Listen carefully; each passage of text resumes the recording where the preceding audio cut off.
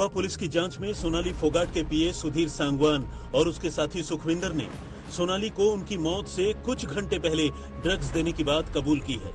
दोनों की निशानदेही पर पुलिस ने न सिर्फ ड्रग्स की बाकी बची हुई खुराक बरामद की, बल्कि शुरुआती तफ्तीश में ये भी साफ हुआ कि दोनों ने सोनाली को जो ड्रग्स दी थी वो मेथाम्फेटामाइन ड्रग थी। एक ऐसी ड्रग मेडिकल साइंस में जिसका इस्तेमाल आमतौर पर दिमागी बीमारियों के इलाज के लिए किया जाता है।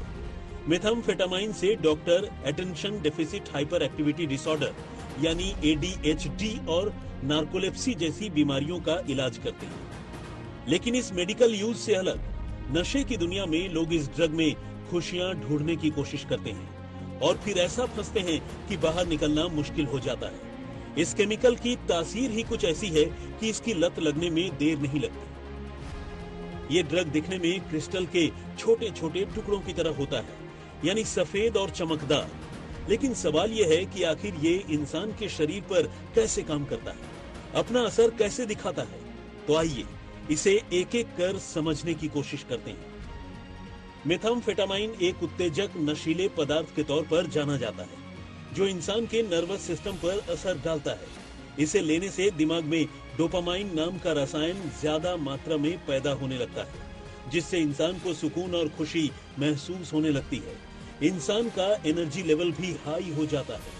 अक्सर नशे के आदी लोग रिश्ते बनाने से पहले भी इस ड्रग्स का इस्तेमाल करते हैं। डोपामाइन बढ़ने से मिलने वाली खुशी और उत्तेजना के चलते इसे लेने वाले को जल्द ही इस ड्रग्स की आदत लग जाती है। लेकिन कई मौकों पर इसकी ओवरडोज इंसान की मौत की वजह भी बन जाती है।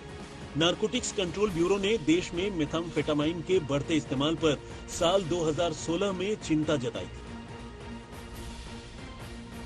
नशे में डूबे लोग इस ड्रग्स को इसलिए भी पसंद करते हैं क्योंकि इस ड्रग्स को तकरीबन हर तरीके से इस्तेमाल किया जा सकता है। कुछ लोग इसे सिगरेट में डालकर पीते हैं, कुछ दवा की तरह निगल जाते हैं, कुछ नाक से खींचते हैं, कुछ ड्रिंक्स यानी पानी में घोलकर पी जाते हैं, तो कुछ इसे सीधे अपनी नसों में इंजेक्ट भी कर लेते हैं। लेकिन ये सारे के सारे तरीके बेहद खतरनाक हैं। नर्वस सिस्टम पर असर डालने की वजह से इंसान को भूख कम लगती है, सांसें तेज हो जाती हैं, दिल की धड़कन बढ़ जाती है और ब्लड प्रेशर भी हाई हो जाता है। गोवा पुलिस ने सोनाली की मौत के सिलसिले में उनके पीए सुधीर और उसके साथी सुखविंदर के साथ साथ उन्हें ड्रग सप्लाई करने वाले drug peddler Ramakant Mandrekar, resort के मुलाजिम दत्ता प्रसाद गांवकर और कर्लीज बीच सैक के मालिक एडविन न्यूनेंस को गिरफ्तार कर लिया है। अंजुना बीच पर बना कर्लिस रेस्तरां पहले ही ड्रग यूज को लेकर विवादों में रहा है। इससे पहले भी यहां ड्रग अब्यूज के कई मामले सामने आ चुके हैं और पुलिस पहले भी एडविन न्यूनेंस को गिरफ्तार कर चुकी है। लेकिन इस बार वो फिर से कानून के शिकंजे में है।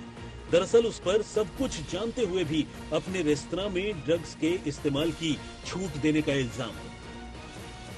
जब सोनाली की तबीयत बिगड़ी और उसके बाद उसकी मौत हो गई, तो उसके बाद जब सुधीर और सुखविंदर को गोवा पुलिस ने गिरफ्तार किया, तो उसने ये भी खुलासा किया कि जब सोनाली की तबीयत बिगड़ गई थी कर्लीज में, तो उसने होटल के टॉयलेट में वो बोतल जिसमें MDMA ड्रग्स मिलाई गई थी वो फ्लैश में छुपा देता है।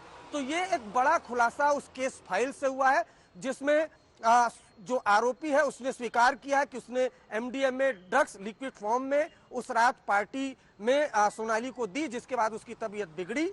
सुखविंदर ने स्वीकार किया है कि उसने वेटर के जरिए एक बार 5,000 रुपए और एक बार 7,000 रुपए की ड्रग्स जो है खरीदी थी और उस ड्रग्स का सभी ने इस्तेमाल किया था।